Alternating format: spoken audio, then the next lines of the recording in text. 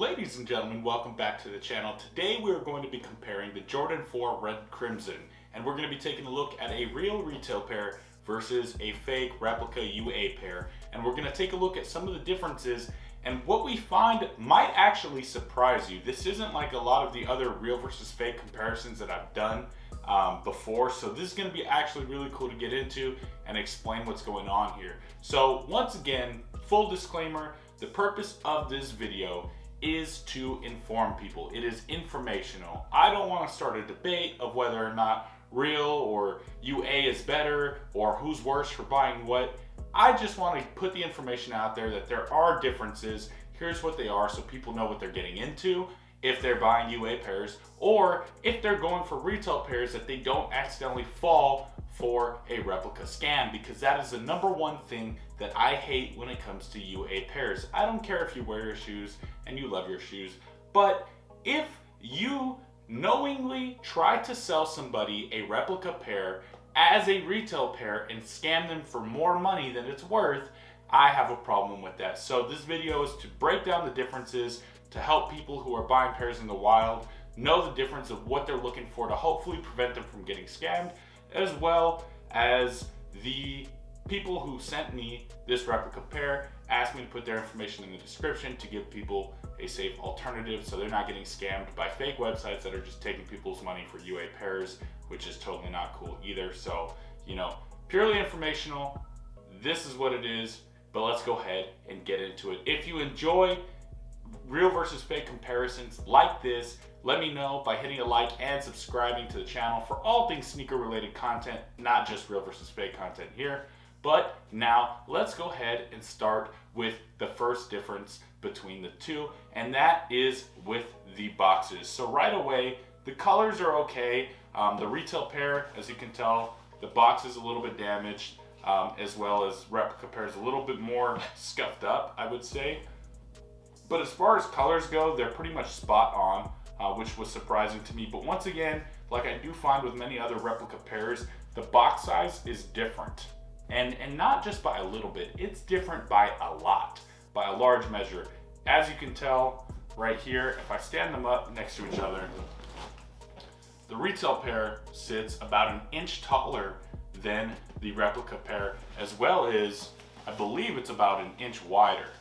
So as you can see, the retail pair sits about an inch higher and an inch wider. I always find that with replica pairs, they just never get the box size correct. They always go a little bit smaller, and it leaves less room for the shoes inside the box, which can lead to problems of the shoes getting damaged and stuff like that. But for people who are going to be in the comments saying, you don't wear the box, I get it, you don't wear the box, and that's fine. But it is a difference between the two. The next difference that I have found between the two pairs falls along the size label. On the retail pair, I noticed that the label is just a little bit thinner, and you can almost see this like cement-like pattern through the label, especially when shining a black light over it. And I will show you guys with some B-roll footage of exactly what I'm talking about.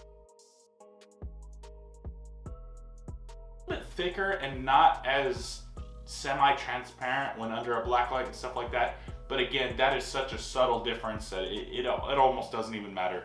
They got the font pretty much spot on.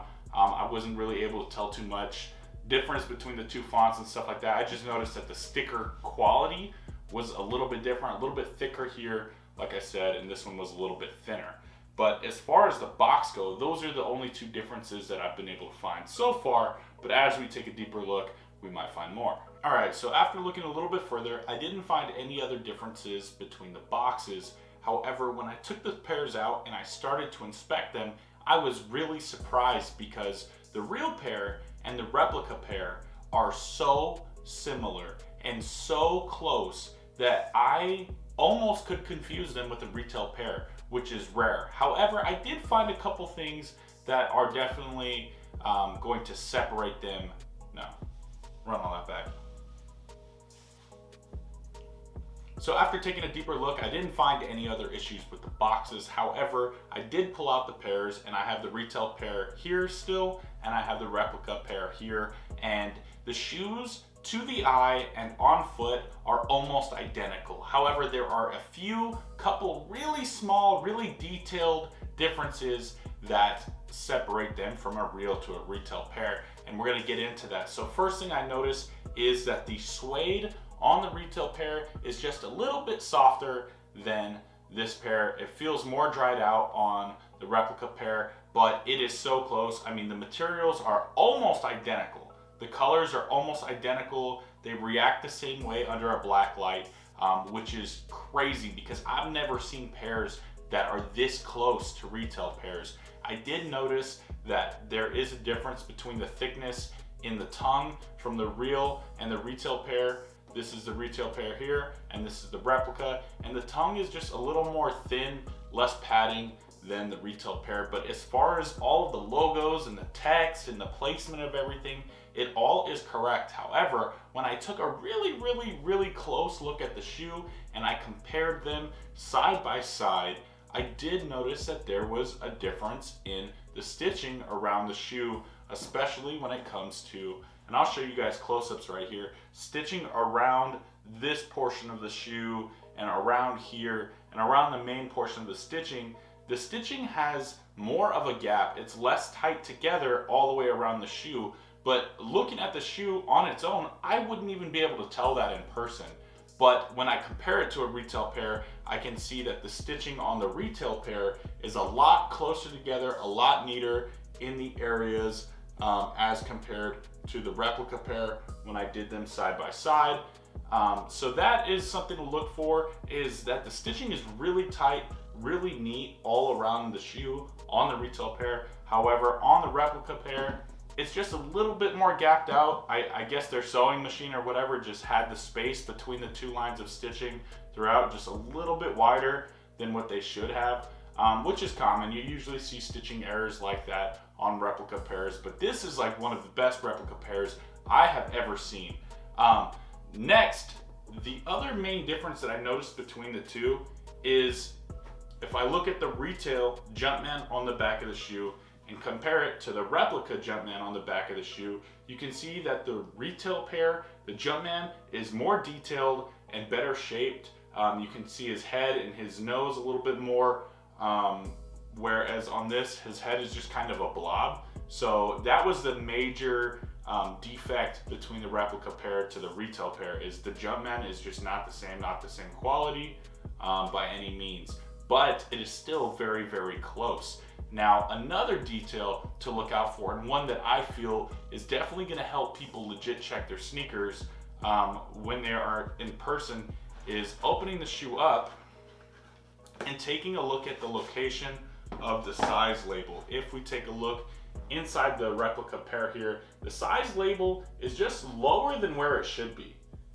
It may be hard to make out on camera from here. I'm definitely going to be adding close-up shots to this throughout, but the size label is just way down in there, whereas with the retail pair, when we take a look at it,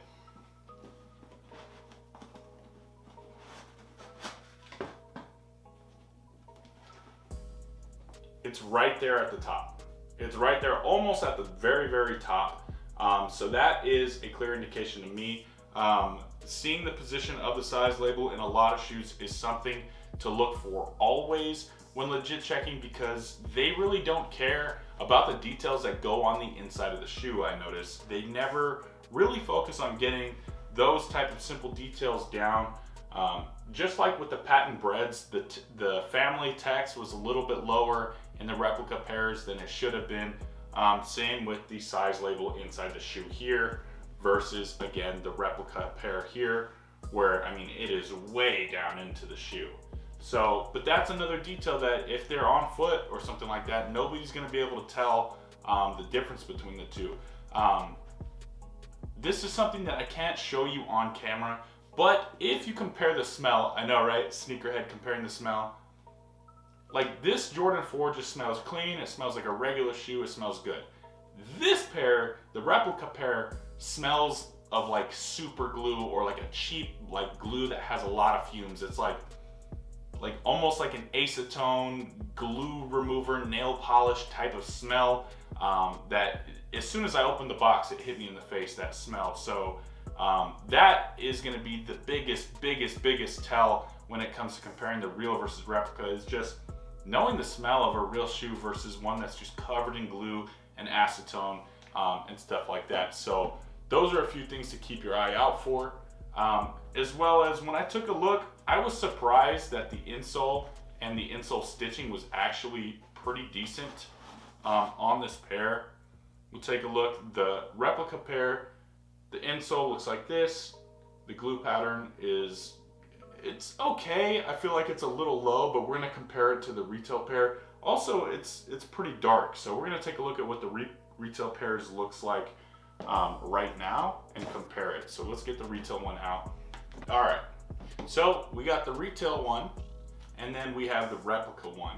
And then the difference that I noticed between the two right away is, like I said, the replica glue pattern just didn't come up high enough.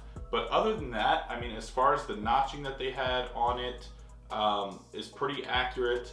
The color of it is very accurate, and the glue pattern is accurate. It's just not as high up as the retail pair would have. So again, that's another difference, is that it should go about 3/4 of the way. This is just over halfway. That's another sign.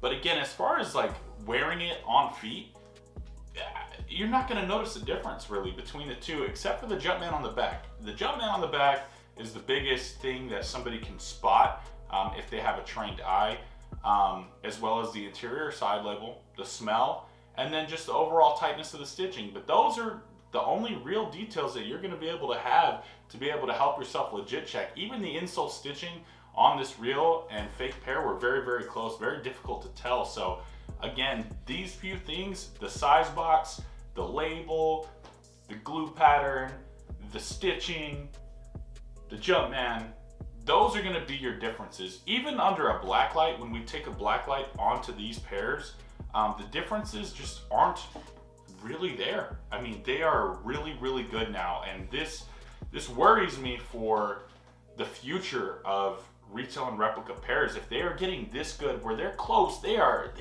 only like just so close to being perfect one-to-one true replicas where you can't tell the difference. That's scary. That's scary for the sneaker market, for the sneaker game. That's scary to me. You know, I hate the idea of somebody potentially getting scammed when they want to and are willing to pay for, you know, this sneaker, which goes for close to around $300 to $400, and somebody can buy this replica pair for like $120 and sell it as a $400 shoe and rip somebody off because it's so close to the details, and that terrifies me. So, you know, that's my biggest thing again when it comes to replica sneakers is that people are going to get taken advantage of, you know. And then yes, of course, I forgot to mention again the thickness of the tongue, just the sturdiness of the tongue versus this one, just how flimsy it is in comparison. Again, that's just another detail. But there we go, ladies and gentlemen. This has been my comparison on the real versus the fake Jordan 4 Red Crimson. Let me know what you think down below in the comments section, as well as subscribe so you don't miss out for more sneaker related content. I will be doing more videos that are real versus fake, as well as other reviews, how to cop guides, what sneakers are dropping, sneaker news, tips, tricks, guides, all of that information, man. So subscribe to the channel if you like all things sneaker content related, and I'll catch you guys in the next one.